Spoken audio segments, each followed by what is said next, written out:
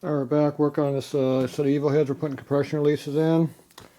So we're using our Jim's twin cam kit there to do it. So what I'm going to do is I'm going to take the head here. I just put the hole in there so I know where it's going to be at. It goes down through the first fin there and it keeps going deeper and deeper, deeper. So I don't want to keep sinking the compression releases all the way through the head. So I'm going to weld a big bung right there in that spot.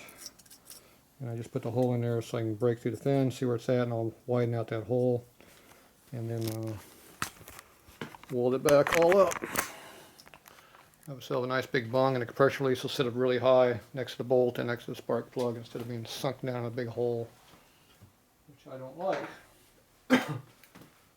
Got to give myself a sample point so I know where I'm at. So now I got it in there. Until you put the sample in there, you don't know exactly where it's going to be at.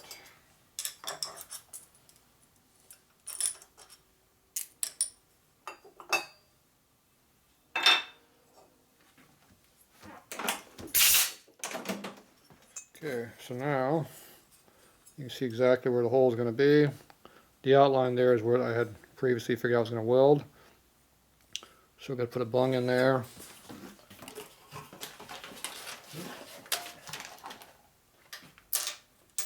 And the compression release here will stick up high. It's hard to do by hand.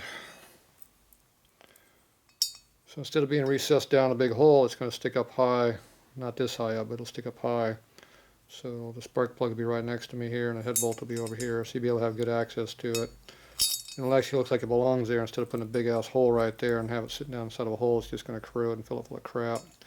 But the biggest problem is the chamber is going to be really, really thin. With this big of a hole behind it, it'll probably bust out. By raising it up to 3/8 of an inch higher up, it will be a nice thick chamber. You just have a little small hole going in there to worry about it damage down the road. So it's a lot better setup, but it's a lot more work because I got to weld it and do all that. And I'll probably have to come back and resurface the head here. We'll see how much it warps it do. I'll try sanding it flat. If that don't work, I'll have to mill it. So hopefully you don't have to do milling, but when you weld this much area, it's going to warp a little bit, somewhat. We're going to do a valve job anyway, so it doesn't really matter on the seat part of it. Okay, so I'm going to switch my cutter over to the tool to my other side. So there's a set screw right here. You just move from one side to the other. Find a wrench to use. Okay, I got one in here somewhere. Always find the right wrench is always fun.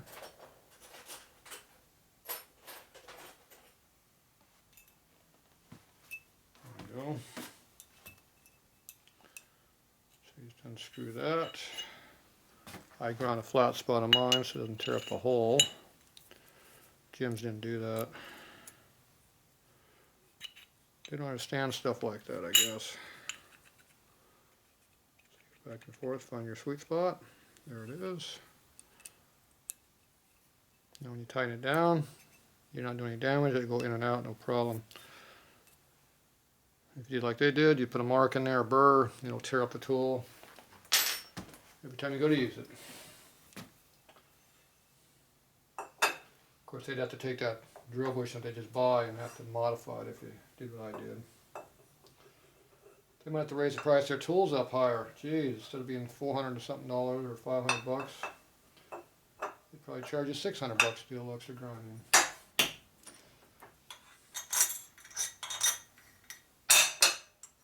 we go. Good thing I have my own grinder. I know I do it myself.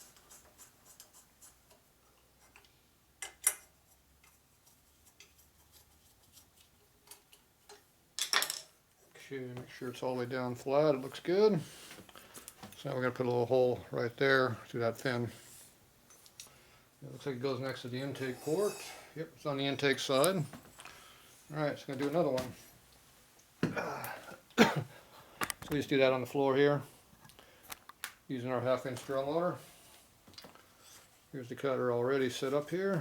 Just plug and play. Just hold it with your foot like this. And drill accordingly. It's not that hard to do. Just a matter of doing it.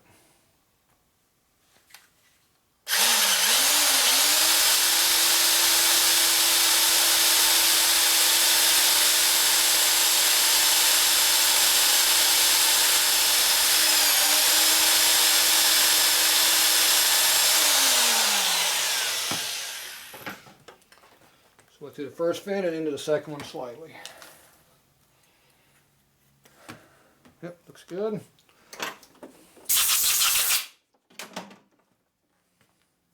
So we got a hole in there, so let me take it apart. Dickie's thing there, shirt, work shirt. I don't wear work shirts. These are very handy for using for other things. I use Tatro shirts.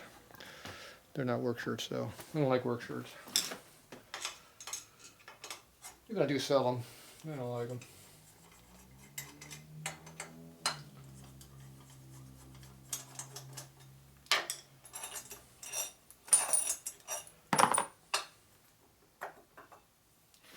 Okay.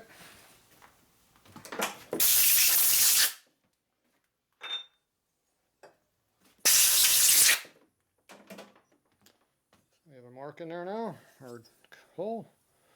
So I'm going to mark that for how much I'm going to cut away, like I did the other one. I'll go back and grind the piss out of it. I think we're using green today.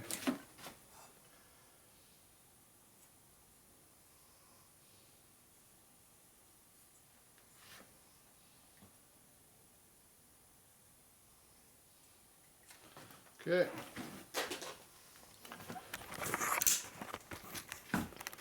So it's all marked out, just like this one here is. So I'll take these back and I'm going to grind them away. So it looks like we uncovered another area way in the back corner there. I didn't see that. Yep, that was in there too. That fin goes in there pretty deep. So. Yeah. Just pokes into there. Exactly see where it's coming through at. Where is that fin at? And it's that back corner. It just looks like it's further away than that. If in doubt, find something to stick in the hole and you can see where it's at. I think you have something sticking around here someplace. Yeah. There's a little Allen wrench or something.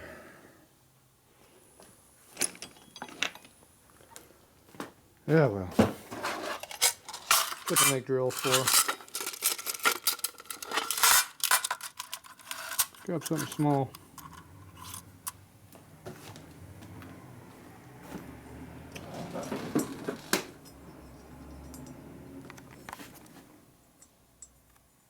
See, it's that little void right in there. You're right in the back corner, there's what we're seeing. So it's not actually a fin going in there deeper, it's just the very back corner of the cutout in there. Alright, so good, because I thought it was solid metal all through there. Alright, just double checking before I get too carried away. It's been 2 or 3 months since I've looked at these heads, so gotta remember where I'm doing. Alright, I'll go back to a little grinding. Be back. Okay, I'm going to grind these heads out a little bit so I can weld on them. So I got 3 coarse burrs to choose from here, depending on which one I want to use. Which one works better. So I'm going to hold on these a little bit. Start a little small one first, see what happens. See if I like it or not. If I like it, we'll try a different one.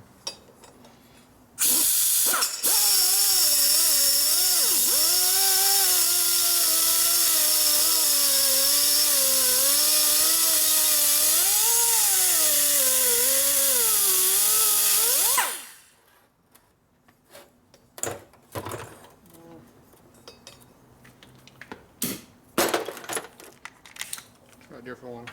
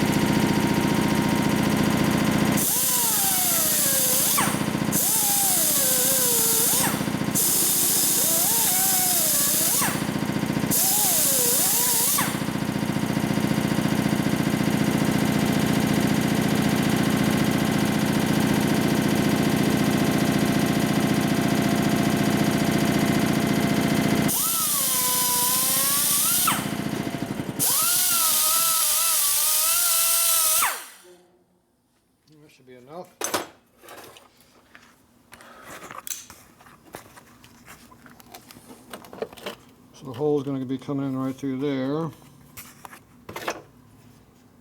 There's our hole coming in like this.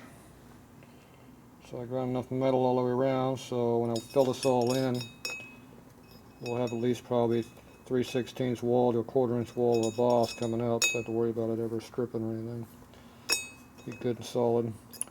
So I had to grind until I got that burr, or that hole out that was right there. Just got a little bit left, but I'll come back and hit this real quick with the grinder before I weld it tomorrow. The aluminum oxide is really quick, within minutes, so that makes it hard to weld through it. So you always grind it, then you weld it. If you let it sit, you gotta come back and re-grind it, so no biggie. We're gonna weld up close to the, over in the plug boss here. We're gonna tie the plug boss into the head bolt boss, and then come out a little bit and then weld up solid, and then I'll put a boss up on top up here to make sure it's good and thick.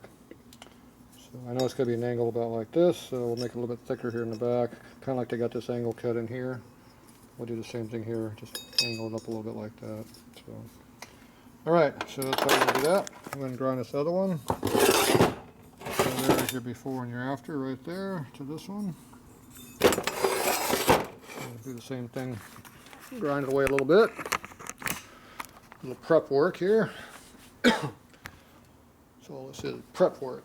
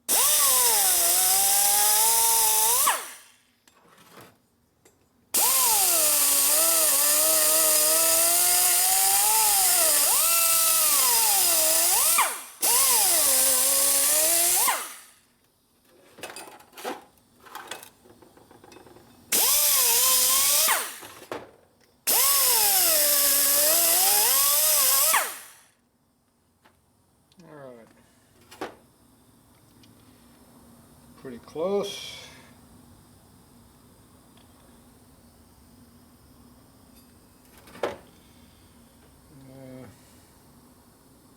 That's enough. I'm doing this one over here. Cut a little deeper on that one, looks like.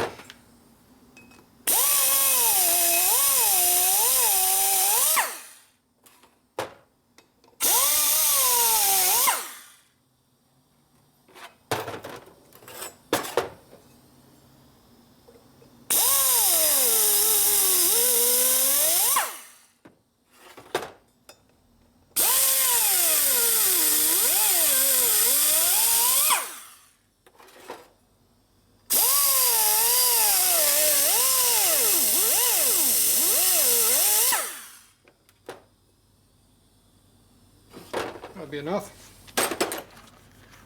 All right. Feel that pretty good with my welder. Pretty decently. There, I might cut that little corner right there out. Make it more rounded like this side. That was just room for your torch to come in.